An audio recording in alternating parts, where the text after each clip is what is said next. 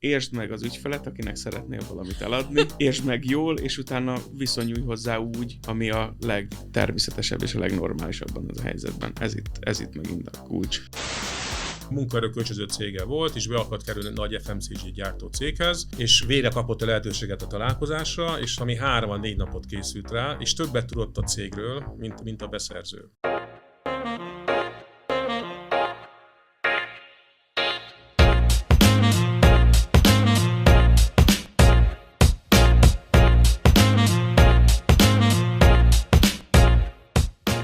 Nagy szeretettel köszöntök megint mindenkit, visszatér a Professionals Podcast, és ma azt hiszem a sales és a beszerzés közötti örök küzdelemről, vagy örök barátságról, vagy a kettő, nem tudom, vegyes értékéről fogunk beszélgetni. Sziasztok, szeretettel köszöntelek titeket, Edith és Gyuri. Megköszönöm, hogy egy picit meséltek arról, hogy honnan érkeztetek, és mi a szakmai hátteretek. Kezdhetjük veled, Edith? Abszolút, köszönöm szépen, Balázs, köszönöm a meghívást.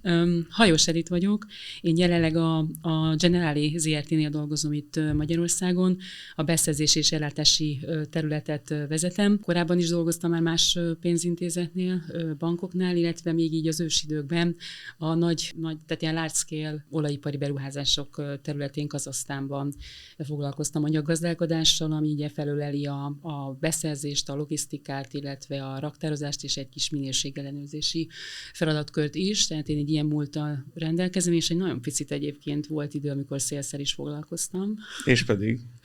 Alapvetően szórakoztató elektronika, és a másik terület pedig papírírószeren belül ilyen nagyon márkás tollaknak a magyarországi, ott mind a két oldal volt behozatala, illetve terjesztése. Tehát, hogy egy picit... Mi volt az első beszerzéssel kapcsolatos feladatod? Nem a munkakörre vagyok kíváncsi, hanem vissza tudsz emlékezni, hogy mi volt az első ilyen beszerzési kihívás, vagy feladat az életedben? Hát az első még nem ebben a formában, ahogy most dolgozok, mert ez egy speciális szegmense a beszerzésnek.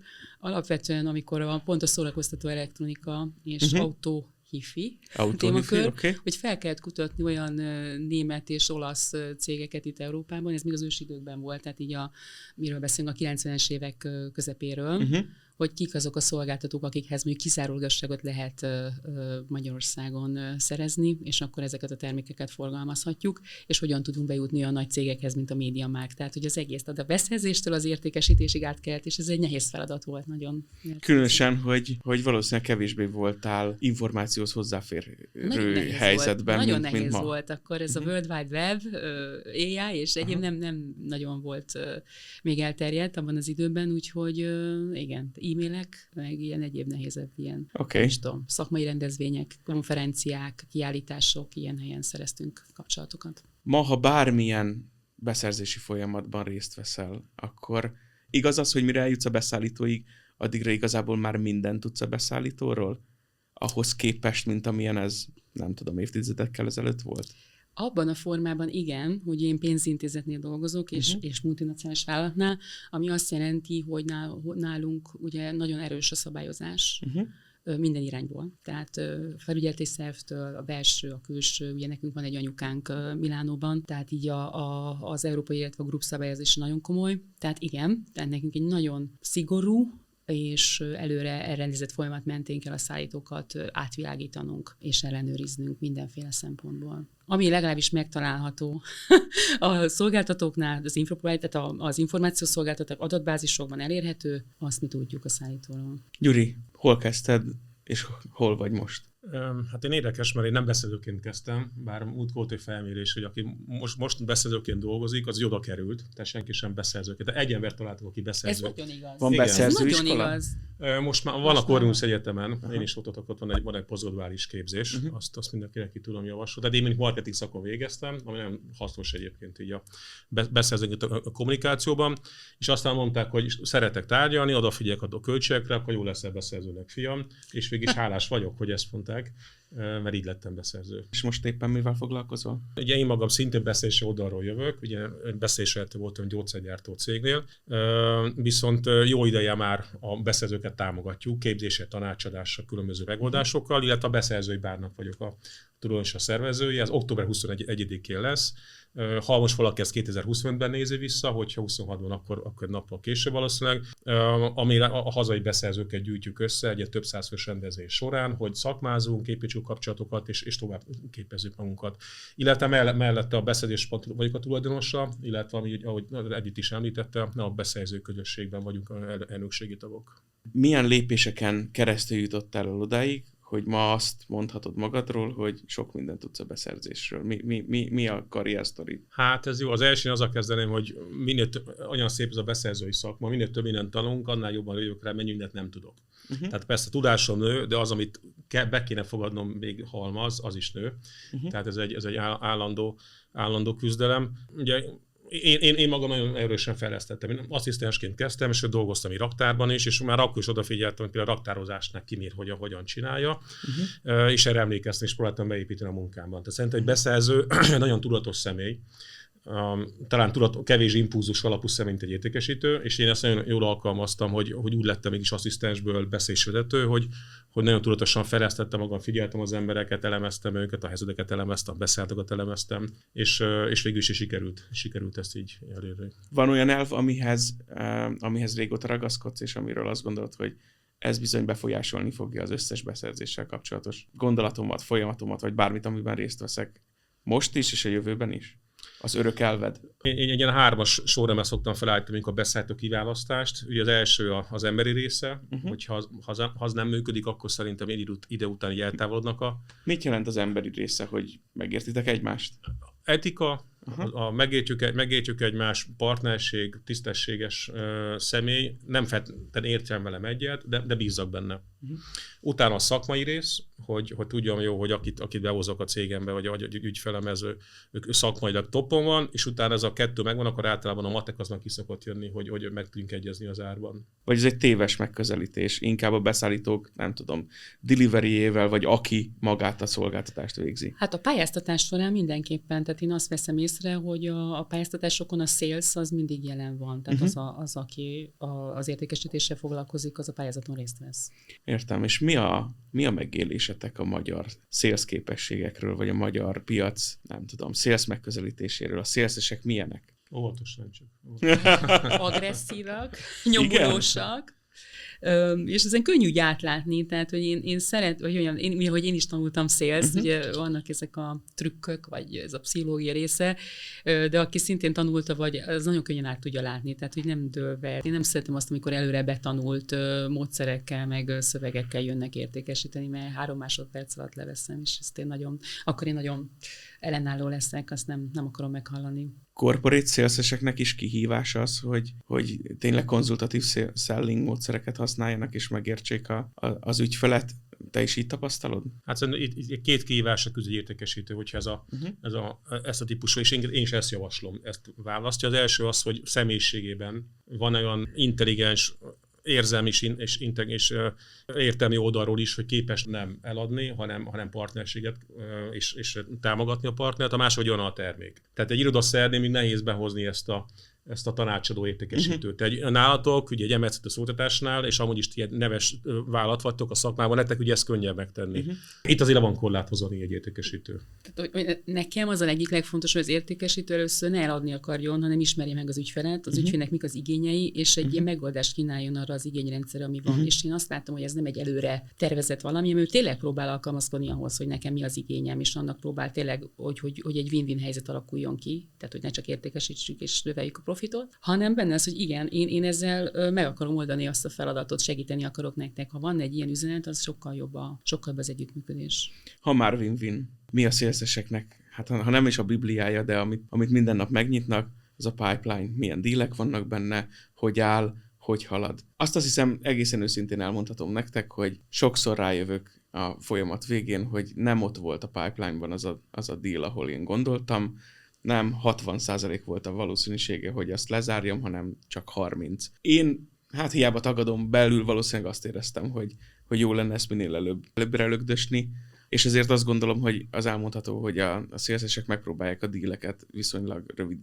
időn belül lezárni. És ezért mindig elhangzik a kérdés, hogy oké, de nektek körülbelül mi az a timeline, amiben gondolkoztok azzal kapcsolatban, hogy mikor lehet ennek a folyamatnak a végére jutni. Ti ezt bármilyen szempontból sürgetésnek értitek, vagy érzitek? Amikor erre választattok, akkor az mennyire kapcsolódik a valósághoz? Mi a megközelítésetek azzal kapcsolatban, hogy gyors deal, vagy inkább töltsünk vele időt? Hát ugye nálunk, mivel pénzintézeti szektorban dolgozunk, meg a cégnek is ez a beszerzési politikája, hogy nálunk a versenyeztetés, ugye ez egy alapdolog. Tehát bár a legtöbb helyzetben mi nem szeretjük a bilaterális tárgyalást, tehát versenyhelyzetet szeretünk teremteni, tehát több ajánlatadót hívunk meg erre ezekre a pályáztatásokra, és ilyen értelemben van egy folyamat, amin végig kell menni, ez nem tud nagyon gyors lenni. 2-3 hónap is lehet, vagy akár több is. Tehát amire odáig jutunk, mondjuk így az első kör után, hogy személyesen leüljünk a szállítóval, mondom, tehát annyira ilyen helyzetekben nem tud minket sürgetni. Abban az esetben, hogyha tényleg egy bilaterális helyzet jön elő, akkor érezzük azt a pressziót, hogy ő minél gyorsabban le akarja zárni, ezt mi értjük, de ennek úgy nem dőlünk be, vagy hogy nem, tehát mi nekünk muszáj tartani azt, ami belülről meg van határozva. Itt jóváhagyások vannak, döntések vannak, azoknak tényleg az idő azon átjutni. Tehát, hogy ez egy tárgyalástechnika is, ugye, hogy ha most nem, akkor mikor, tehát, hogy akkor mi a fontosabban, vagy miért olyan fontos, hogy ma lezárjuk ezt a dílt. Tehát, hogy ez nem veszük magunkra, nem engedjük, hogy a szállító az örünkbe üljön. Segítsünk. De bocsánat, sok mindent elárul az ajánlati kötöttség, hogy mit vár el a beszerző a tender felhívás során, hogy hány napig kívánja fenntartani a beszállító részéről. Az a valóság? Hát azért van rászámítás, tehát ugye ha 90 napot ír, akkor azt nem 3 hónapra tervezik, hanem 2 hónapon belül fognak dönteni. Tehát azzal mondjuk már érdemes így játszani, és csak azt lehet így mondani a beszállítóként, hogy minél hosszabb ajánlati kötöttséget kér a beszerző, ugye a beszállító azt kockát belekalkulálja, és emelkednek az árak. És igen. Akkor ezzel lehet mondjuk egy nyomást gyakorolni. És akkor mi még játszunk egy olyan trükkel, hogy ugye nem nevezzük meg, hogy mikortól, ugye konkrétan nem jelöljük meg azt a dátumot, hogy mikortól él az ajánlati kötöttség, hanem azt mondjuk, hogy mondjuk a tender lezárását követő 60 nap, 90 nap, stb. És hogy mikor van az, hát az egy kérdés, igen. Szerintem az egyik legnehezebb dolog, hogyha az ember mondjuk egy csapatban szélsz, és oda megy hozzá a főnöke, és megkérdezi, hogy mi a helyzet az XY deal-lel. A legnehezebb ilyenkor arra válaszolni, hogy mit csináltam utoljára, hogy ezt a dealt előre mozdítsam. Hiszen mit próbál ilyenkor az ember? Fölhív, nem tudom, üzenetet küld, hogy tudok-e segíteni valamiben, van-e még valami kérdésed, és a többi, és a többi. Szerintetek van-e olyan dolog, amit egy ilyen beragadt deal esetében sales-es meg tud tenni, és előbbre is mozdíthatja a helyzetet, vagy legalább megtudhatja, hogy mi a valóság éppen. Szerintem van most pont egy ilyen hasonló esetünk, hogy mi képzéssel, tanácsadással foglalkozunk, beszerzőket képzünk, és sokáig nem kaptunk választ egy ajánlatra, és én azt szoktam, hogy valami plusz tartalmat adok. Tehát nem sürgetem, mert azt tudom, hogy nem szereti a másik oldal, hanem elküldök még egy referencialevelet esetleg, ami tudom, ami kiíráson felül van, egy árbontás, képzésre például ilyen is, vagy TCO számítást, egy plusz szakmai ötletet, és ezáltal úgy érzi, hogy kapom plusz impulzust a beszerző, ami segít neki, de nem írom le azt, hogy akkor persze most erről beszéljük át, hanem hagyom, hogy ő saját ritmusában dolgozza ezt fel. Szerintetek visszamondott-e valaha bármilyen beszerző egy beszállítót csak azért, mert a beszállító kíváncsi volt, hogy áll az ügy? Lehet ez annyira idegesítő? Annak már szerintem nagyon-nagyon extrémnek kell lennie. Ez a szempont, nem hiszem, hogy ez dönthet. Nem vagyunk sajnos olyan helyzetben, hogy dúskálunk a nagyon minőségi ajánlatokból és szállítókból, és az egy luxus lenne emiatt. Meg hát másik oldalon meg értjük. Tehát, hogy a másik oldalra fölveszünk a másik sapkát, értjük, csak hát mi meg egy másik szerepkörünk van. Tehát attól még zavar, azért tudjuk érteni, hogy ez miről szól. Nyilván, hogyha én lennék az ő helyében, én is ezt csinálnám. Szóval, hogy... Bocsánat, ahol ez be tud jönni, van ez a chemistry szempont a kiválasztásnál, ami 5-6% körül szokott lenni, hogy ahol be tudja ezt hozni a beszerző, hogy jó az ár, meg jó a minőség határ, minden, de a kémiában be tudja tenni az Excel táblájában, hogy nem szimpatikus, vagy nem érzi ezt a partnerséget az értékesítőtől. Meg ugye vannak olyan területek, ahol ez a kémia még fokozottan fontos, mert ugye vannak olyan területek, ahol nem annyira, de ott, ahol egy személyes kapcsolatrendszer van mondjuk, vagy egy projektvezetőt veszünk föl, vagy mondjuk ahol a napi kontakt az emberekkel megtörténik, ott nagyon fontos, hogy legyen egy illeszkedés, és nem csak az emberek között, hanem a vállalati kultúrához, a vállalati értékekhez. Fel tudtok idézni esetleg olyan helyzetet, ahol nagyon éreztétek ezt a jó kémiát a beszállító CSS-ével, kapcsolattartójával, bárkivel, és hogy vajon akkor miért éreztétek így? Ugye az, hogy most utólag visszanézve, hogy ez mennyire ösztönösen, vagy tudatosan is, és hogy megoldott. Azt nem tudom, a végeredmény az volt, hogy egy gyógyszeriparen dolgoztam, úgy jött be, hogy ismerte az iparágat, ismerte a piacot, elmondta azt, hogy ő maga mit használt, mi vált bele, de nem túl hosszan beszélt, tehát egy szakmai chit-chat volt. Ugye az nagyon fontos, nem csak általában, hanem szakmai kapcsolódás. Tudta azt, hogy milyen szabályozások sújtják akkor éppen a farmaipart, azt is behozta a beszélgetésre, tudja, hogy milyen kihívásokkal küzdünk, erre biztos beszerzőként valamilyen stratégiánk van, és ezt szívesen támogatja. És akkor zseniálisan felépítette saját magát, és már egy csomó hidat kiépített, amire aztán később ugye tudott kapcsolódni. Hú, de meglepő, tehát legyél felkészült az ügyféllel kapcsolatban, hogyha szeretnél vele A-ról B-be eljutni. Igen. Egy beszállító mesélte nekem, hogy munkaerő kölcsönző cége volt, és be akart kerülni nagy FMCG gyártó céghez, és végre kapott a lehetőséget a találkozásra, és ami 3-4 napot készült rá, és többet tudott a cégről, mint a beszerző. Tehát a beszerző kezdte fogadni, hogy tényleg így indultó kezdett a történelem, és X úr volt a Németországon az alapító, és azóta dolgozott, és zseniális volt, de hogy tényleg rászánta arra azt az időt, hogy valószínűleg jó targetált is, hisz a szakálkire nem lehet megtenni. Tehát nagyon jól tudta, hogy kire érdemes lőni, ott viszont mindent beletett. Meg bemutatkozásnál nekem a cég bemutatkozóval kapcsolatban lenne észrevételem, hogy ugye gyakran szokott ez úgy sikerül, hogy minden cég azért megcsinálja ezt a kis reprezentációs anyagát, hogy kik vagyunk, összerak csili-vili szlájdokat, jó sokat, és akkor ezt lehet vinni mindenhova. És ugye azt kell elkezdeni, hogy mi meg a másik oldalon millió ilyet nézünk, meg hallgatunk. Tehát, hogyha itt szeretne valaki kitűnni, szerintem itt lényegre törőnek, frappánsnak kell lenni, és egy kicsit valahogy izgalmasabban kell bemutatni a céget, és tényleg csak azokra a tényekre, vagy adatokra, vagy információra fókuszálni, ami releváns az adott pályáztatásra, mert avval már az elején nagyon ki lehet tűnni szerintem. Megvan a kémia, van 3-4 potenciális beszállító az adott témára, abból nem tudom, 2-vel még jól is érzitek magatokat, hogyha beszélgettek. Mi a következő? Elkészülnek az ajánlatok, megkapjátok őket, hogyan vizsgáljátok ezt át, mennyire részletesen? Mi az, ami igazán fontos?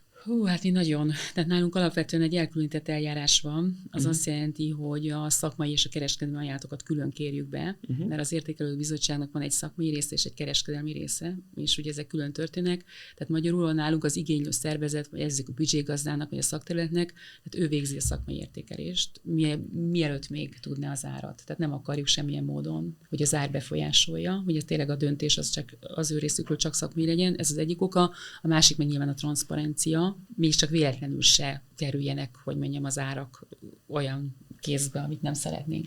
Világos. És akkor a beszerzési terület meg elvégzi közben ugye a kereskedelmi értékelést. És akkor ezeket mi így összesítjük. És egy elég komoly kiértékelési szempontrendszer van, ami pontozásos, meg szöveges értékelés.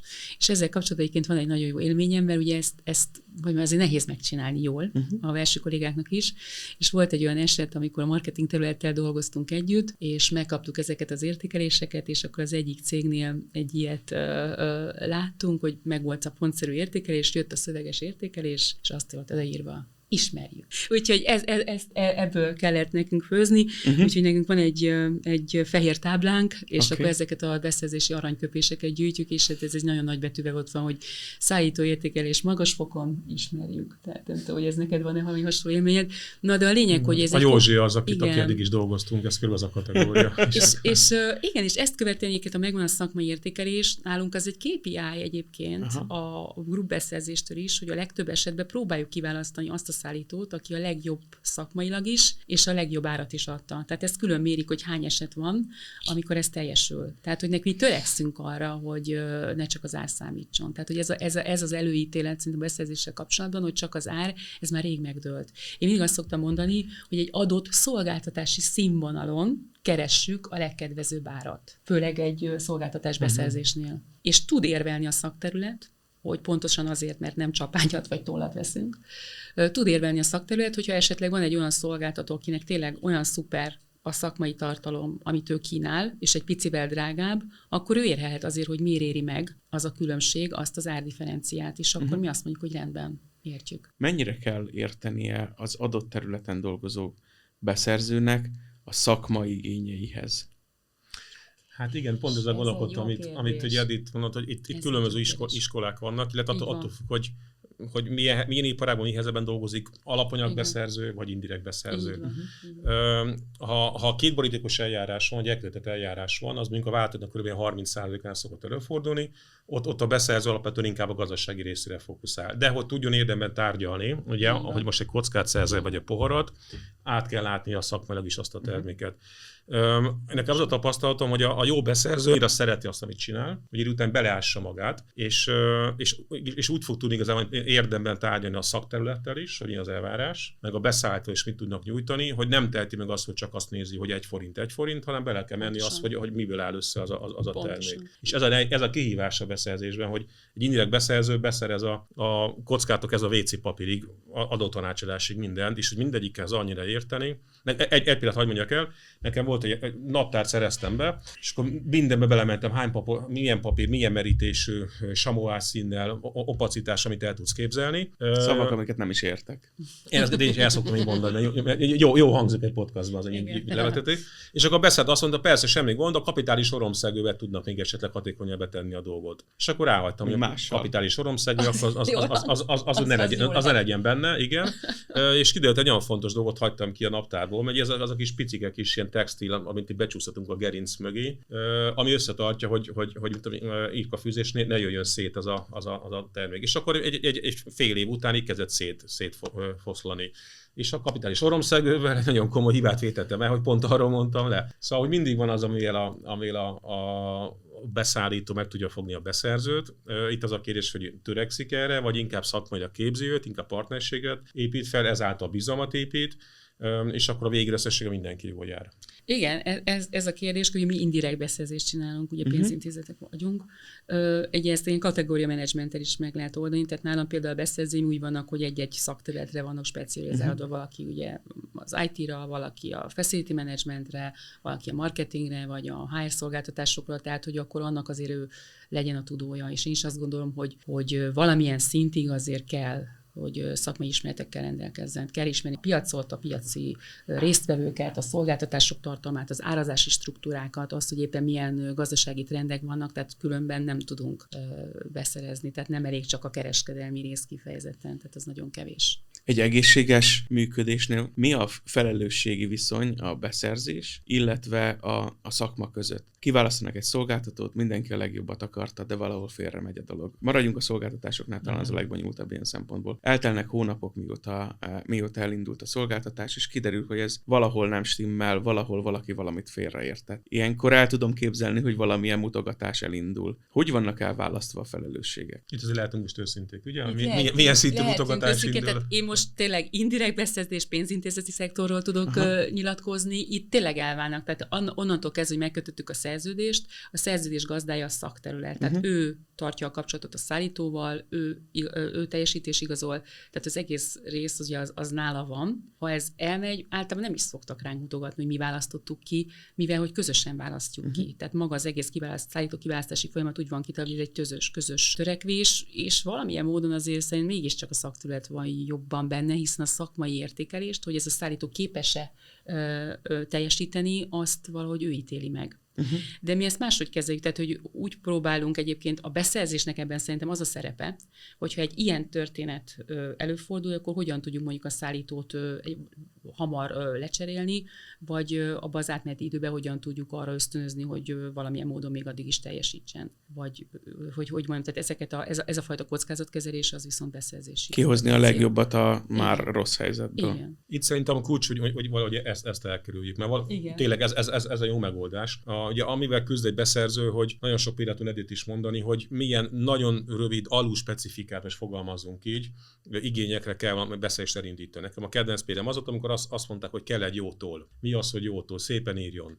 Mi az, hogy szépen írjon? És akkor végül kiderült, hogy szépen írjon, mondjuk Pantone 302 világoskék színárnyalat, x nanométer vastagságú, mert attól fog szépen írni. De a szakterület persze nem ezt mondja, nekik ennek egy Pantone 302-es 0,5-es. Hanem hogy szép toll. Hanem hogy szép, igen, és én megértem őt valami szerint, hogy azt mondja a szép toll, és itt van beszélnek a szaktudás, hogy oké, most mi az a 5 kérdés, ez a 5 why például, hogy miért, hogy mire használ ezt a tollat, mennyi idő, stb. És akkor így visszakérdezni. És itt jön a beszállító szerepe, hogyha tudja, hogy a beszerző ezzel küzd, akkor eleve már olyan szaktudást ad a beszerzőnek, hogy te ezt az 5 kérdésre felteszed, akkor te ügyesebb beszerző leszel, jobb kolléga leszel, fogod tudni házon belül jobban az igényeket összeszedni, jobb lesz a tenderkiírás, jobb lesz az ajánlat, és mindenki jobban fog járni. De ehhez kell a beszerző részéről, hogy a beszállító részéről ismerje, mivel küzd a beszerző, mi az 5 legfontosabb dolog, ami mondjuk segít, ne akarja eladni, és legyen olyan, tudja annyi bizalmat kelteni, hogy elfogadja tőle a beszerző ezt a javaslatot, ne azt gondolja, hogy csak be akar engem vezetni a beszállító. Abszolút egyetértek, illetve mi abban is tudunk segíteni, nyilván a szakterület nem tudhat mindent. Tehát sokszor tényleg olyan szolgáltatást kell beszerezni, hiszen ő se tudja, nem tudja specifikálni, nincs hozzá tapasztalata, de mi ilyenkor tudunk abban is tudunk segíteni, ugye sokszor egy specifikáció az is lehet, hogy milyen eredményt szeretnének, milyen outputokat szeretnének elvárni. Ha azt adja meg, akkor a szállítóra bízzuk azt, hogy ő milyen megoldásokkal kívánja ezt az eredményt ugye leszállítani. És így nagyon jó egyébként a szállítóknak a tapasztalatára vagy az ismeretére hagyatkozni. Az is, hogy egy versenyhelyzet van, meg tud nézni, hogy mi van a piacon, melyik szállító hogy közelíti meg ezt a problémát, hogyan oldja meg, és mi azt abból tudunk meríteni, vagy abból tudjuk pontosítani, hogy mit is akarunk valójában. Szóval, hogy ezzel tudjuk támogatni a specifikáció megírást is. Megvan a kémia, átfutottatok az első néhány tárgyalási körön, és eljutottunk a shortlistig. Nagyon hasonlóak a beszállítók. Árakban lehet valami csak különbség, de nagyjából ugyanarról van szó. Mennyire a szakma befolyásolja innentől a döntést, és mennyire a ti saját beszerzési, nem tudom, elveitek, vagy megközelítésetek? Hát a szakmát, itt a szakterületre gondolunk, ugye az igénylő területre gondolunk. Úgy gondoltam, igen. Hát én ilyenkor azzal szoktam kezdeni, hogy mondjam, szembesítem ezzel a beszállítót, és akkor mondja meg ő. Tehát ilyenkor az a legjobb, hogyha... Miért vagy jobb? Aha, miért? Oldja meg ő én helyettem, ezt a problémapasszatőt szoktam alkalmazni, és akkor ki fog derülni, hogy lehet, hogy mondjuk sok minden kiderül. Egyrészt tud mondani valamit, ha nem tud valamit, akkor bevallja el, és próbál valamit visszakérdezni, miben tudna például kitűnni. Ez az ideális válasz, hogy most ő nem tud megmondani, de ha több információt tud, akkor meg fogja tudni mondani. Vagy elkezd valamit vetíteni, és akkor sajnos azzal meg inkább leírta saját magát. Vagy ilyenkor lehet használni kategóriális eszközöket, hogy akkor még mellé teszek mondjuk még egy másik szolgáltatás, kibővítem azt a szkópot, hogy éppen szűkítem a szkópot, külön választom. Tehát sok mindent lehet is szakmailag, de én ezzel szoktam kezdeni tárgyástechnikailag. Nálunk egy kicsit gyakorlatilasabb a dolog. Ilyen esetben, tehát hogyha megfelelő értékelést kaptak a szállítók, nyilván mi beszerzők a legolcsóbb, tehát a legkedvezőbb árut adó szállítóra fogunk bökni, tehát hogy őt válasszuk, és nyilván ilyenkor jöhet elő a szakterületnek az érvelési rendszere. És én azt gondolom, hogy itt már az a bizonyos kémia számít. Tehát amikor tényleg ilyen nüanszok vannak, és az ár sem különbözik olyan nagyon, akkor szerintem az a benyomás, ami az egész pályáztatás alatt a szállítóról kialakult, hogyan adott be ajánlott, hogyan fogalmazta, mi volt a tartalma, a demókon vagy a tárgyalásokon, hogyan vettek részt, vagy az a szolgáltatás, amit bemutatott, mennyire tetszik, az már szerintem ilyen, hát hogy is mondjam, nem tud objektív lenni, az valamilyen módon mindig már egy kicsit szubjektív dolog, és itt bejön a kémia. Nem tudom a személyes élményeimet kihagyni ebből, úgyhogy meg kell, hogy kérdezzem. Nagyon sokáig nagyon hittem abban, hogy hogyan oldjuk meg az adott feladatot az ajánlatban, az egy nagyon fontos szakasz. És ma is sokszor hiszek ebben, és ezért néha szépen, részletesen, rajzokkal alátámasztva próbálom elmagyarázni a hogyant. Egy-egy ilyen beszállítási folyamat során mennyire van annak valójában haszna, hogy egy ilyen jellegű hosszú megoldás, vagy nem tudom, solution architect leírásba belemenjen a beszállító. Ez ilyen firtató jellegű támadó kérdés, ezt neked adom. Ez attól függ, milyen szolgáltatásról beszélünk. Okay. Ha nyilván egy IT szolgáltatásról, és mondjuk valamilyen módon a mi rendszereinket integrálni kell, vagy össze kell kötni az ő rendszerükkel. Tehát van a dolognak egy komplexitása. Igen, és az valamilyen szempontból fontos ez a részlet. Én azt gondolom, hogy akkor igen. Amennyiben nem, mert inkább csak tényleg a bemenetet mi adjuk, a kimenetet szeretnénk kapni, és csak ez akkor nem annyira tud minket ez érdekelni. Tehát mondom, ezt se te válogatja. Tehát megint értsd meg az ügyfelet, akinek szeretnél valamit eladni, értsd meg jól, és utána viszonyulj hozzá úgy, ami a legtermészetesebb és a legnormálisabban az a helyzetben. Ez itt megint a kulcs. Igen, van egy pár olyan információ, amit szerintem kötelező tudjon a beszállító.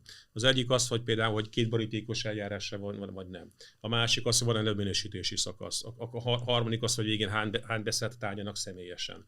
Akkor érdemes tudni, hogy hogyan van a döntés. Az összességében legkedvezőbb ajánlat, vagy a legolcsóbb ajánlat, ugye, mert akkor másképp. És akkor a harmadik, vagy nem tudom, a harmadik, hogy a beszerző mondjuk milyen típus, hogy azt mondja, hogy nem érdekel nekem, ha megoldja, így akkor nekem az elég, és nem akar mélyebbre menni, mert vagy nincs ideje, vagy nem olyan a személyisége, és azt mondja, nekem kell egy ilyen kocka, oldja meg, hogy akarja, vagy nem, őt érdekel a kockagyártás, és akkor érdemes behozni azt a részt, és akkor azzal örülni fog a beszerző. Viszont ez olyan is kell egy emberismeret a beszállító részéről, hogy felvegye azt, hogy a beszerző milyen szinten akar mélyre fúrni abban a szakterületi munkában.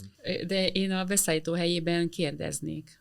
Tehát, hogyha ezek nem világosak, kérdeznék, és általában azért is szoktunk lehetőséget adni, mert utána, amikor ugye kiírjuk a pályázatot, megjelenik ugye a teljes dokumentáció, ott mindig szoktunk tartani egy ilyen kérdezfelelek szekciót, ahol bátran ezeket akár az eljárásbeli bármilyen kérdést föl lehet tenni, és erre általában azért szeretünk is válaszolni. És akkor mindenki megkapja egy időben ugyanazt a választ. Tehát, hogyha valami nem világos, szerintem sokkal jobb, mert nekem például sokkal szimpatikusabb az a szállító, aki felteszi a releváns kérdéseket. Azt látom, hogy elolvasta az anyagot, foglalkozott vele, és nem csak beesett erre a fórumra. Ami érdemes gondolni, hogy a kérdezésnél ez is egy fontos dolog, hogyha minden válasznak a minden kérdés feltevő, akkor beszállnak végig kell gondolni, hogyha szellemi terméke már a kérdés, akkor feltegye azt a kérdést. Éppen elkövettem azt, hogy beszerzőként, hogy keressünk egy technológiai megoldást, hogy A-ból B-be juttassuk el a melegvizet, és akkor beszállítanak ott egy zseniális ötlete, hogy ne így, hanem így menjen el a víz. És akkor feltettem ezt a kérdést, és akkor megírtam, hogy igen, lehet ilyen megoldást adni, és kiadtam az összes szellemi termékét az egyik ajánlattevőnek, és nagyon komoly bajba kerültem, hogy erre nem válaszoltam volna így. Persze a beszállító sem hívta fel a figyelmet arra, hogy már a kérdés ténye is a szellemi szemtermék, tehát erre érdemes odafigyelni beszállítónak, hogy milyen a folyamat. Tehát ez nagyon fontos, tehát én is azt gondolom, hogy ezt kommunikálni kell előre. Tehát, hogy a feltett kérdéseket ugye a szállító anonimitása mellett. Igen. Ugye mindenki megkapja egy időben, tehát ezt muszáj elmondani, tehát ezt nem lehet megcsinálni, hogy ez nincs előre kommunikálva, mert ilyen hibákba bele lehet futni. Ez veszélyes. A feltett kérdések minősége sokat elárul a beszállítóról, ugye? Igen. Nagyon. Igen, kérdezni nem könnyű azért jól. Kérdezéseknél is ugye, hogy az ki szokott jönni az, hogy például mikor adja be azt a kérdést. Ugye van egy ajánlattételi határidő, hogy már legelején az is szimpatikus, vagy utolsó 2 napban. Ugye egy beszerző elvileg, ha gondolnak kéne arra, hogy le kéne zárni, kell egy időablakot adni a kérdezésre, hogy ne az legyen, hogy előtte lévő este beesik 20 kérdés, és gyorsan válaszolnom kell. Tehát például ezt is érdemes megnézni a beszállítónak az ajánlatban. Van egy ilyen a kiírásban, hogy meddig lehet kérdezni, utána már nem lehet kérdezni, és sokan nem veszik észre. Igen, így ezt szoktuk jelölni, illetve itt egy másik érdekesség is van, amit nagyon sokat elárul a kérdésekből. Az a tapasztalat, hogyha nagyon-nagyon-nagyon sok kérdés érkezik, akkor valószínűleg a szakmai specifikáció az nem volt a toppon. Igen. Ugyanez a dolog. Nagyon okos beszállítónak gondolom magamat, és ezért nagyon kevés kérdést teszek föl, mert én nagyon tudom. De azt hiszem, hogy majd azzal keltek szimpátiát, hogy mutatom az én széleskörű tudásomat, hogy nekem olyan túl sok extra információra nincs szükségem. Ez nem tud jó taktika lenni, ugye ezt jól érzem. Szerintem ez a fajta manipuláció, vagy ez a fajta túl van gondolva. Én nem tudom, szerintem a hitelesség, ez annyira alapdolog, hogy legyünk emberek, és legyünk hitelesek. Tehát azt kérdezzük meg, amiről azt gondoljuk, hogy meg kell kérdeznünk, és amiről azt féltezzük, hogy tudjuk azt. Tehát, hogy szerintem ez átjön. Egy tárgyalásnál, bárhol átjön ez a fajta energetika szerintem, hogy a hitelesség, a szakmai felkészültség, és az, hogy nincs valamilyen átsó szándékom. Túljárok a beszerző eszén, mert én sokkal okosabb, ez fölösleges. Nem, fölösleges, átjön, lebukik. Mondjuk egy javaslat, hogyha ilyen helyzetben van mondjuk egy beszállító, hogy tényleg úgy gondol, mindent tud, akkor én például azt szoktam, amikor csinálni, hogy ajánlatot adunk, és tényleg minden tiszta, akkor a válasz ad, hogy köszönjük az ajánlatot, készítjük az ajánlatot, és abba írok bele, nem kérdésként teszek fel, hanem egy-két ilyen szakmai információt, hogy mi alapján fogjuk összeállítani az ajánlatot. És abból végül is átjött az, hogy nem akarom a kérdésekkel zaklatni, de az is átjött, hogy értünk hozzá. És akkor még válaszol erre a beszerző, nem erre gondolt. De akkor ezt próbálom érzékeltetni, hogy akkor tényleg nem arrogáns vagyok, hanem olyan tökéletes kiírás volt, hogy tapasztalatunk alapján, akkor most ebben a fázisban nincsen kérdésünk. Shortlist, utolsó 2-3 beszállító, nagy különbség. Van hagyatszóra vannak az 2-3 és egyet többet mondtál, ez is egy értékes manipuláció, mert kétszer mondtad azt, hogy shortlist, és mindig 2 beszállító. Az újabb. Igen, és mindig becsúszik egy új beszállító a végén. A CFO-nak a kedvence. Na erről szól. Ez a nehéz a beszállító. Na igen, néha beesik a CFO-nak a kedvence is. És akkor nem nagyon marad más, mint áron megpróbálni birkózni. mik a legrosszabb trükkök, amikkel találkoztatok sales oldalról, és nektek mik a kedvenceitek a saját oldalatokról? Nekem megmondom őszintén, nekem nem a mi folyamataink miatt, ahogy vannak alakítva, nekem nem is ez a legnehezebb kérdés, mert hát ez működni szokott. Tehát, hogyha ma abban a helyzetben vagyunk, hogy már döntés közel, és ezt tudja a szállító, azért tud rugalmas lenni. Én azt látom, mert meg szeretné nyerni az üzletet. Főleg, hogyha ez egy nagyobb üzlet. Ami nekünk nehézség, hogy a múlt időben arra törekedtünk, hogy mi határozatlan idejű szerződéseket kössünk kötelezettségvállalás nélkül. Ez ugye a beszerzésben az ideális, ez egy ideális volt, hiszen akkor nekünk, hogy mondjam, nincs egy olyan nyomás, hogy mikor kell újra pályáztatni, nem tudjuk, hogy szóval hogy van egy pár, amikor felmondhatjuk, szóval hogy van egy ilyenfajta biztonság vagy rugalmasság a rendszerben, és ugye azokban az időkben, amikor elszáll az infláció, vagy elszáll mondjuk a bérinformáció, ugye a nagy munkaerő ráfordítású, vagy kitettségnek örvendő szerződések esetén, vagy akár az IT piacon, ugye, hogy el szokott szállni, és akkor jön a szállító évente ugye az áremelési kérésével. És ugye ezek a tárgyalások azok, amik szerintem sokkal nehezebbek, hiszen itt nincs versenyhelyzet, itt bilaterális van, valamilyen módon már ki vagyok szolgáltatva a szállítónak. Jó lenne megtartani. Van egy együttműködés, de ugye azt se akarom, hogy most az... Szóval, hogy olyan korrekt legyen az egész helyzet. Na, ilyen helyzetekben nagyon izgalmas az, hogy ki hogy tudja, tehát hogy ki hogy tud tárgyalni. Szóval itt jönnek elő szerintem ezek a képességek, meg a kompetenciák, amik kellenek. Szerinted működik az Art of the Deal megközelítés, hogyha egy kis, nem tudom, napi aktualitást akarunk ennek adni, és a Trump módszer, hogy valami nagyon durvával kezdeni, és aztán onnan visszaengedni, kell túlárazni, és aztán hirtelen nagy diszkántot adni, vagy legyünk inkább közelebb a realitásokhoz, és pici diszkántokkal mozogjunk, ami valóban belefér, és a kezdőár is valahol a vége környékén legyen. Ez is egy nagyon nehéz kérdés, mert szerintem a túlárazáson az elején az ugye szemet szór, vagy nyilván, de ugyanakkor én is azt gondolom, hogy nyilván én is a beszállító lennék, akkor az első körbe, vagy a kezdésnek nyilván egy jóval magasabb összeget jelölném meg, mert tudom, hogy alkudni kell. Igen. Ugye valahogy ezt a közös mezőt kell megtalálni, hogy a legmagasabb áron szeretné értékesíteni, én a legolcsóbb áron szeretném érni, de azért mégiscsak van nekem is egy mozgásterem neki, és találjuk meg azt a közös halmazt. Lehet próbálkozni. Én szerintem ezt, hogy próbálkozni, hogy kinek a személyiségéhez milyen tárgyalási taktika illeszkedik, azzal lehet próbálkozni. Állj bele. Megy, próbálja meg, és akkor nézzük meg. Tehát, hogy ez így tud érdekes vagy izgalmas lenni. De ezt tanítják egyébként, ezeket a taktikákat, úgyhogy mi fel vagyunk készülve ezekre. Rögtön kiszúrjuk, hogy ez most ezt csinálja. Gyuri? Jó esetben. Jó esetben. Igen, mi azt tanítjuk, hogy az értékesítő miket tud hozni, például a szalámi taktika, mondjuk szerintem az egyébként azt tud működni, hogy szép lassan enged, bedob egy nagyon magas árat, és figyelj az első reakciót például telefonon, és akkor van egy megdöbbenés, akkor rögtön mondja, de ebből tudunk kedvezni kínálni, de megint egy picivel, és mindig egy pici lejjebb megy, és ezáltal is eléggé meg van nyitva ez a tárgyalási mesdje, és akkor van mozgást. Én a beszédnek úgy érzem, hogy tudott alkudni.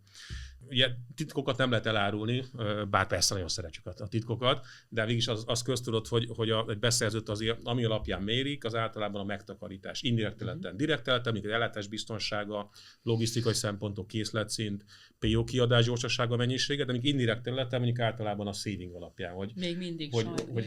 Még mindig. A cégeknek a 80%-án ez benne van. És akkor érdemes tudni a beszállítónak, hogy hogyan számolják ki a megtakarítást a beszerzőt.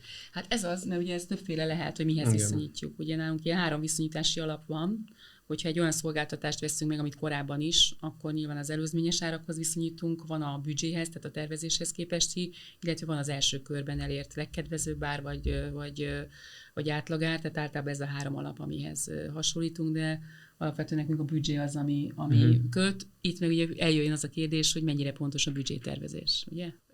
Le van-e bontva olyan szintig, hogy mondjuk, mit tudom én, beszerzek mondjuk egy tanácsadási szolgáltatást, szerepelt a tervekben ilyen részletesen, hogy akkor a tanácsadási szolgáltatásokra arra a témára mennyi pénzt allokáltunk.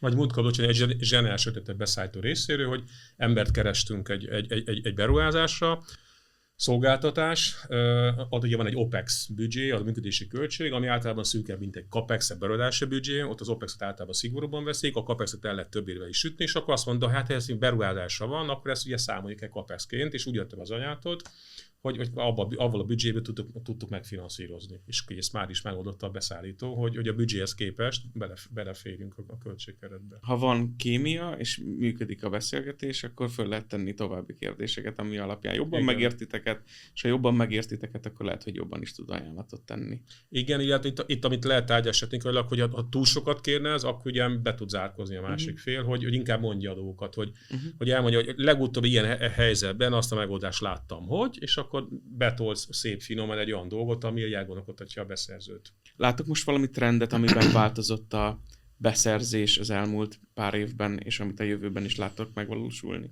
Hát én sajnos látok, de ez megint csak a pénzintézeti szektorra igaz, hogy nálunk ugye a szabályozói környezet nagyon erős.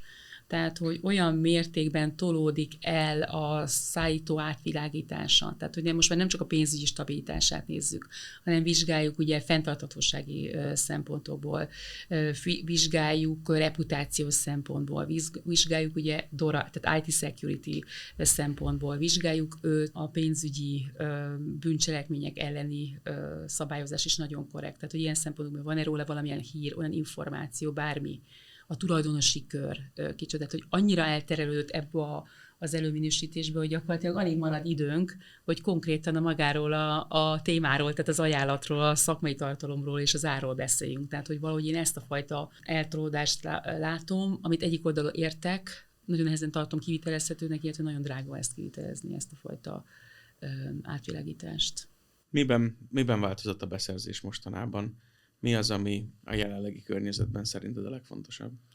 Hát érdemes külön választani nemzetközi szinten, illetve itt ebben a szép kicsiny országunkban. Nemzetközi szinten a kockátmenedzsment, azt a fajta biztonságos ellátási láncot biztosítani, ami tudjuk, hogy mennyire most nehéz fenntartani. Leginkább ezek lettek így a fókuszban a beszerzésben. És ebből adódóan ugye az ellátási láncok megváltoztak, hogy inkább nem az offshore, nem a világ végéről hozzuk be, hanem egy alacsony költségű közeli országból történő beszerzés. Sok-sok megoldást próbál használni a beszerzés annak érdekében, hogy ezt a biztonságot fokozza.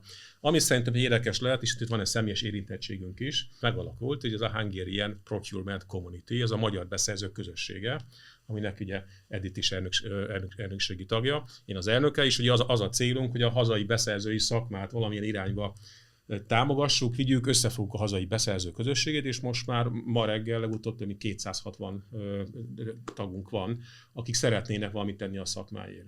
Tehát miért ebből fontos így beszállító oldalról, hogy a beszerzők azért szeretnék képezni magukat, szeretnék kapcsolatot képíteni, nyitni a partnerek felé, nyitni a beszállítók felé, és itt van egy jó lehetőség arra, hogy az a partnerség épüljön, ami szerintem hosszú távon működni fog, hiszen hogyha rövid távon fókuszál egy beszerző, akkor nem fog sem a váltának jót tenni, sem a beszállítónak, sem saját magának. Tehát egy partnerséget érdemes képíteni a beszállítókkal. És ez indul el most, ezzel a Hungarian Procurement Community-vel, beszerzőközösség.hu, lehet hozzánk csatlakozni beszerzőknek, és pont az a célunk az, hogy mint a professional is veletek is egy partnerség elindult, nagyon örülünk neki, ezt tudjon folytatódni.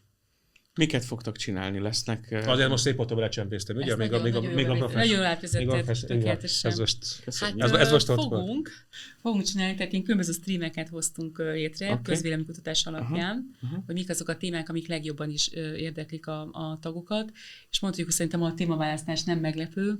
Az egyik terület, az tényleg ez a market intelligence, AI, digitalizáció, amilyen volt. A másik szintén nem meglepett módon a beszerzési szervezet fejlesztése. Nők a beszerzésben, ha jól emlékszem. Van egy nők a beszerzésben projektunk, nagyon népszerű, általában nők körében így, azt a mesterséges intelligenciát elindítjuk, akkor a fenntarthatóság, ugye alapítottam egy díjat, a fenntartható beszerzési díj, aminek az a célja, hogy elismerjük azokat a váltókat, akik fenntartható módon tudnak beszerezni. Ugye a tavalyiban a Grundfos, meg a Budapest Airport volt a nyertese. Tehát a fenntarthatóság is egy olyan tendencia, ami azt gondolom, hogy érdemes a beszerzésről beszélni, hogy nagyon gyakran például a képzésen már visszaadják a mappát a résztvevők nekünk, hogy ők nem tesznek el papírt. És nagyon egy lépés. Nagyon jó ezt tapasztalni. És persze sporotunk egy csomót a mappákon. És akkor egyszer majd lesz olyan, hogy egy kolosszeumban összegyűlnek a beszerzők, és a porondra bevennek a szélszesek, és onnan... És akkor mutatjuk, és akkor ott kell megmutatniuk, hogy... I am good! Mi a tanácsotok? Hát a beszállító fórum egyébként ilyen. Hát akkor ott a helyünk. Mi a tanácsotok a könyvelési és bérszámfejtési szolgáltatás beszerzése során? Mit kell figyelni szerintetek? Hát a honlapotokat mindenképpen. Én azt gondolom, meg a podcast podcast sorozatot. Itt szerintem beszerzőnket végig kell gondolnia, hogy ez a szegmens hova esik a Krajcs mátrixban, hogy ennyi szakmai dolgot azért osszunk meg. Ezt is akartam hozni, mert ez a legjobb mátrix, ami létezik. Át is adom Editnek. Lebetűznétek? Igen, itt van ez egy név. Itt gyakorlatilag nagyon egyszerű. Az a lényeg, hogy itt azért, hogy mondjam, tehát hogy kategóriákba kell sorolni a termékeket és a szolgáltatásokat, és azon módon, hogy az mennyire kritikus ugye a vállalat szempontjából, és hogy annak a kiesése ugye milyen kockázattal jár. Így van 4 kvadráns, és akkor be vannak sorolva ezek a szolgáltatások vagy termékek, és akkor ezt határozza meg, hogy milyen lesz a beszerzési eljárás, ezt határozza meg, hogy milyen távra szeretnénk mondjuk szerződést kötni, körülbelül ugye ezeket gyakorlatilag, és hogy milyen stratégiát. Én azt gondolom egyébként, hogy itt is ugye az a lényeg, hogy nyilván mi történik. Tehát maga a beszerző megnézi a piacon, kik ezek a cégek. Nyilván a Big Four nem rejtély, föl fog kerülni a listára, és akkor meg fel nézni azokat a nagyobb, illetve kisebb cégeket, akiket mondjuk főleg, ha az interneten vagy az AI mondjuk eléri őket, az nem hátrány, hogy ott lenni, mert hogy így tudunk először meríteni, hogyha nincs már személy, vagy nincs már korábbi kapcsolatrendszer. És akkor megint az, hogy meg kell hallgatni, hogy a szakterület mit írt le a pályázati anyagban, mi az elvárás, mik a mostani legi folyamataink, milyen outputok kellenek.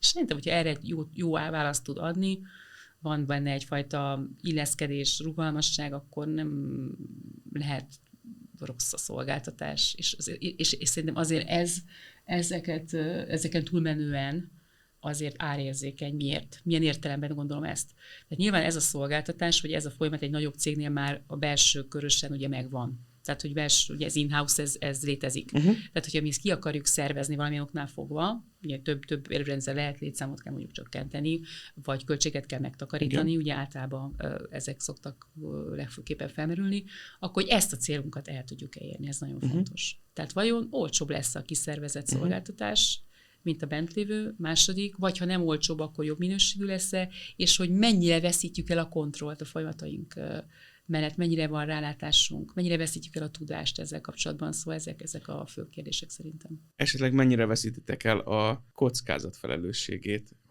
hogyha mi oldalunkról vizsgáljuk ezt a dolgot? Kérdés. A legfontosabb dolog, amit egy gyakorlati példán keresztül tanultam egyszer egy beszerzőtől, az ár tárgyalás során az, hogy hogyan lehet nyomást helyezni a szélszesekre. Egy nagy nemzetközi vállalatról volt szó, ahol folytattuk a szerződést, tehát egy szerződés megújítási tárgyalásról volt szó. Pont az, amit említettél kihívásként. Igen. És az volt a beszerző megoldása, és innen is, ha magára ismer, akkor ismét megemelem a kalapomat előtte, hogy beültünk egy tárgyalóba, elkezdtünk beszélgetni, már ismertük egymást évek óta, és egyszer csak valahogy a chit-chattel eltelt 45 perc. És azt mondta, hogy hát az az igazság, hogy még 15 percig van foglalva ez a tárgyaló, és szükségem lenne a legjobb árra. És ennek hatására nyilván egy olyan nyomás alá kerültem, amire nem voltam felkészülve. Persze a végén úgy érzem, hogy ő nyert, abból a szempontból, hogy az árat letolta addig, ameddig szerette volna. Nyilván én megtarthattam a szerződést, de valószínűleg nem is volt annak ott esélye, hogy ezt a szerződést bármilyen módon is felmondják. A lényeg az, hogy szerintem egy fantasztikusan jó húzás volt. Van esetleg az emlékeitetekben hasonló dolog sales oldalról? Amikor a sales próbálna ezt tenni vagy amikor a sales csinált valami váratlant, és azt tetszett nektek. Hát ami nem tetszett, abban mondja... Ilyen nehéz találni. Igen, abból így hirtelen többet tudnék, hogy mondta, beugrik hozzám a beszállító, egy-két dolgot átbeszélni, lementem a recepció, és ott álltak 6-an. Ugye, és akkor tárgyalat foglalni, nem erre ott a vezetőség öltönyben, stb. És azt gondolta, hogy akkor ez egy csúnya nyomás. Igen, és akkor próbált, hogy előhozni ezt, hogy tekintsük át az évet, és akkor, az egy szállítmányozott cégnél. Az például egy váratlan, az kényelmetlen volt. Én is nehezen tudok ilyen konkrét esetet, nekem az, hogy nekem van egy beszerzési diplomámat, egy angol szervezetnél szereztem a CIFS-nél, és ott ugye maga a tárgyalásról felkészülés, az körülbelül egy ilyen 50-60 oldal volt, hogy mennyi minden számít, és hogyan lehet egyébként a tárgyaló felet prekondicionálni magára a tárgyalás, és igen, tehát ezek hol tartjuk a tárgyalás, hogy öltözök, hogy mennyire váratom meg, hogy ültetem le ezek a csicsetek, hogy beszéljek, tehát ezek mind ott szerepelnek, és mondtam, úristen, hogy mi minden tárgyalást így készítenénk elő, mint ahogy oda le van írva, akkor lehet, hogy egy évben csak 4 tárgyalást tartanánk meg. Tehát sajnos szerintem a valóság az, hogy ennyire nem érkezünk felkészülten. Nem kell ezt annyira túl gondolni talán megint csak. Nem, meg nekem is egyébként ez egy dilemma.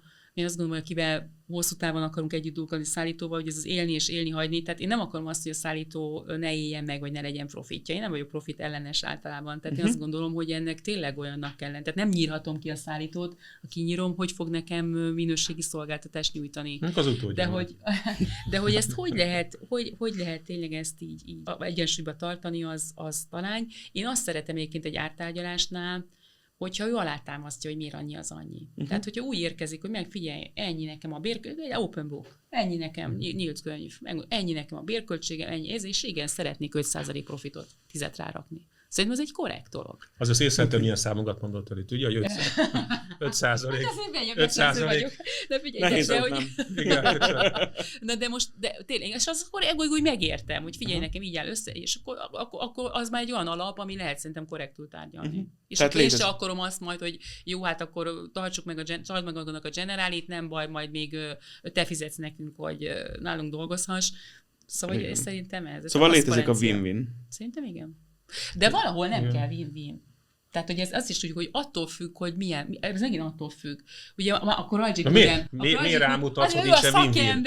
Én nálam nincs win-win. Nem, a Krajcik modell mellett, még ami a nagyon izgalmas egyébként a beszerzés szakmában, ugye a beszerzői kapcsolattartás, amit úgy hívnak, hogy relationship spectrum. Ugye ezt nagyon szereti az angol, hogy milyen típusú kapcsolatban állok én a beszerzővel. Az egyik vége ugye az, amikor nagyon ilyen tranzakcionális. Szerintem ez a win-lose helyzet, amikor mondjuk tollat akarok beszerezni, 200 000 szolgáltató a piacon, bármelyik cserélet, és lássuk be őszintén, igazából az ár számít. Itt én nem akarok különösképpen arra erőforrás szállni, hogy a szállítóval valami eszement jó kapcsolat alakuljon ki, teljesen fölösleges. És akkor szépen ugye megyünk így tovább, itt van, mit tudom én, a multisourcing, tehát hogy több szállítóval, mondjuk egy pult alakítok ki, double sourcing, simple sourcing, egy szállítón van, és szépen megyek tovább, és akkor megy oda, hogy partnerség, stratégiai együttműködés, vagy ez az úgynevezett coexistence, amikor már tényleg ilyen szimbiózisként élünk együtt a szállítóval, és nem tudunk egymás nélkül létezni. Nyilván a spektrumnak ezen a végén már sokkal jobban kell a win-win helyzetre törekedni, és arra, hogy ez egy hosszú távú együttműködés legyen, és mindenkinek előnyös legyen. És én akkor ehhez fogom választani a tárgyalási stratégiát. És akkor inkább úgy állítom be a szállítót, hogy ezt hogy itt vagyunk mi együtt, és az ár meg ott van, és akkor oldjuk meg közösen azt, hogy ez mind a kettőnknek jó legyen. Tehát, hogy nem egymás ellen küzdünk. Hallgassatok a beszerzőre. Gyuri? Hát az első beszerző reflex, hogy már kérdés is úgy tetted fel, úgy mondtad el a sztorit, hogy a beszerző nyert, nem tudom ezt, hogy vagy... Egyébként igen. Igen, hogy ugye ez már eleve egy frajdi elszólás volt, tehát hogy már manipuláltál minket magával a történettel is. Ez a csábítás művészetében részt vettem. Igen, de hát ezeket azért... Próbálok alá dolgozni. Igen. De ez vagy jól lesz, hogy visszanézni, vagy a Vaki parádéba, hogy igen, hogy már... De nagyon jól is felvázoltam, jó volt a kérdés. Szerintem a win-win az nem lehet egy darab pont, hogy akkor most 50-50%, az egy tartomány, ez egy mesdje. És akkor lehet, hogy tehát kérdésben mindig az időfaktor. Hogy lehet, hogy most a beszállítók megéri mondjuk rövid távon 5% kedvezmény, vagy 5% profittal, de hosszabb távon tudja jó, hogy lesz egy egyéb projekt, hosszabb megbízás, és akkor 5% nő, és akkor mégis mindenki örül. Tehát itt nagyon fontos, hogy milyen időtávra gondolkodik a beszállító. Rövid távon bekerülni, vagy képes inkább megfinanszíroz valamit, hogy bekerülhessen egy vállalathoz. És erre a win-win helyzethez 50-50 arra tudok rá, csak ez a tankönyvi példa egyébként, amikor beszélünk egy narancsról mondjuk. Ugye a win-win, vagy a 50-50 az azt jelenti, hogy elfelezzük a narancsot, tiéd a fele, az enyém, az én. De lehet, hogy ha jobban belemegyek, és megnézem, hogy mi a célja a beszállítónak, mi a célja neki, lehet, hogy neki csak a héja kell, mert abból csinál, nem tudom, valamit, amihez neki is, nekem meg a belső, meg a leve szükséges, hogy akkor ott a win-win, mert akkor az enyém maradhat a teljes belseje, és az övé. Tehát a win-win helyzet, a kompromisszum, az kiderül, hogy ez egy lose-lose helyzet. Tehát minden esetben, amikor kompromisszumra megyünk, azért lássuk őszintén, az nem egy win-win helyzet, az lose-lose, mert mind a kettőnek valamit föl kell adni a céljaiból. És szerintem ez az izgalmas, hogy tényleg azoknál a szolgáltatásoknál, amik ennyire fontosak, vagy ennyire ott megtalálni ezt a narancshéjat, meg ezt a belsőt. Nem feladni, hanem egy picit többet megkapni mindkét oldalról talán. Igen. Megérteni a másikat. Igen. Okay. Köszönöm szépen. Köszönjük is.